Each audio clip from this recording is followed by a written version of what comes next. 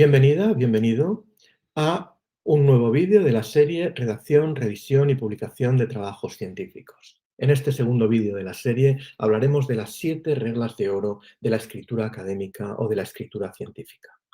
La primera de estas reglas hace referencia a la replicabilidad. ¿De qué estamos hablando aquí?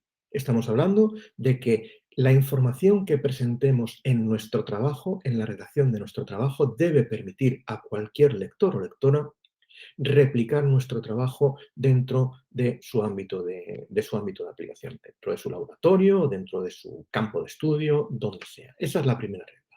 La información que presentemos ahí debe permitir a la persona que lo lee ser capaz de replicar el trabajo que presentamos y comprobar nuestros resultados en su laboratorio, en su universidad, en el lugar donde se encuentra.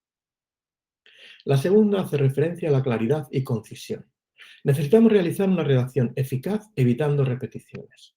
Cuando estamos hablando de un trabajo académico, de un trabajo científico, no estamos hablando de literatura, no estamos hablando de lucirnos con redacción alambicada y hermosa. Es una cuestión puramente de transmitir información. Quien lee nuestro trabajo no lo lee por diversión, puede divertirse leyéndolo, pero no lo lee por diversión, lo lee buscando información y tratando de contrastar si ese trabajo tiene la solidez científica suficiente para tomarlo en cuenta. Por lo tanto, tenemos que centrarnos en buscar claridad y concisión, no en lucirnos en nuestra redacción, sino en que nuestra redacción sea eficaz para que quien lo lea lo entienda de manera rápida y sin complicaciones. La tercera regla, veis que está en rojo, estás viendo que está en rojo. ¿Por qué? Porque es la más fundamental y la más difícil de conseguir. Escribir para los demás. No pensar que los demás están en nuestra cabeza. No contentarnos con que nosotros entendemos y tenemos claro qué es lo que hemos escrito. Porque normalmente fallamos en ese tipo de empatía. Es, digamos, el error más común. El pensar que quien nos lee está entendiendo lo que queremos decir, con lo cual merece una atención muy especial, puesto que va a ser una de nuestras principales debilidades, o de las principales debilidades de la mayoría de la gente. A lo mejor precisamente no es la tuya que me estás escuchando. Sigue un proceso deductivo. Se pasa de lo general, o de lo que es común, a lo específico. Es una pirámide invertida, donde empiezas hablando de las cosas más generales, de las cosas, digamos, que afectan en general al campo científico o al problema que estás tratando de describir, y vas bajando, bajando, bajando hasta centrarte específicamente en lo que quieres comunicar. No entremezcles generalidad y especificidad.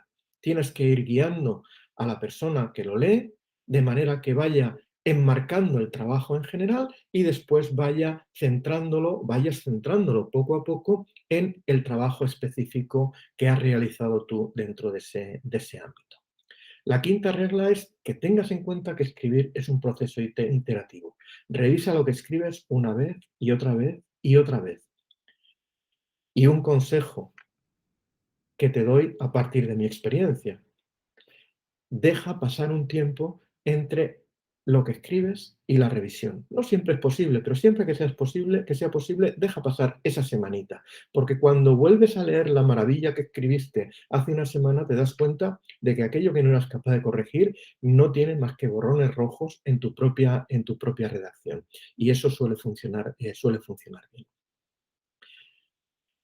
Otra debilidad que puede parecer menor, pero que me la encuentro reiterada y continuamente incluso en profesionales, ya no solo en estudiantes de doctorado, sino en postdocs, es el cuidar, y en profesionales de la universidad y de la ciencia. Cuida los aspectos formales, sigue las normas de la revista, revisa las referencias, mira que estén bien escritas, que se correspondan.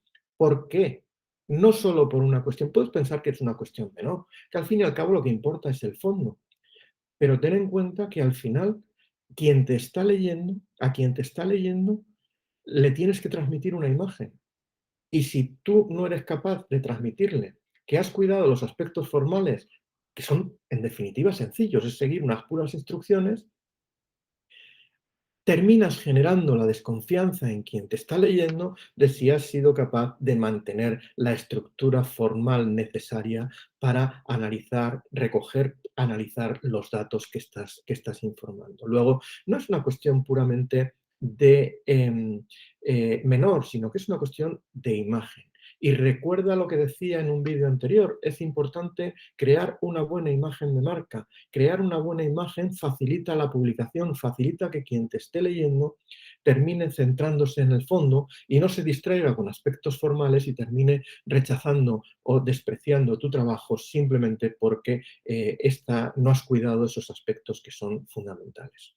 Y finalmente, la séptima regla de oro es no copies. Un plagio inintencionado sigue siendo un plagio. Referencia correctamente las ideas de otros. Cuando las tomes literalmente, entrecomíllalas y procura evitar abusar de esas referencias literales al trabajo de otro. Tienes que referirte al trabajo de otros, por supuesto, siempre nuestro trabajo se eleva a partir de subirse en los hombros de los que escribieron previamente, de los que trabajaron en nuestro ámbito científico previamente. Y tenemos que tomarlo en cuenta, tenemos que referenciarlo, pero tenemos que referenciarlo adecuadamente.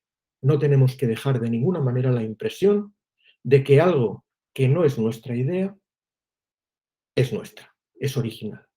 Porque, como digo, un plagio inintencionado sigue siendo plagio. Son 7 reglas sencillas que facilitarán que tu trabajo sea mejor recibido y esté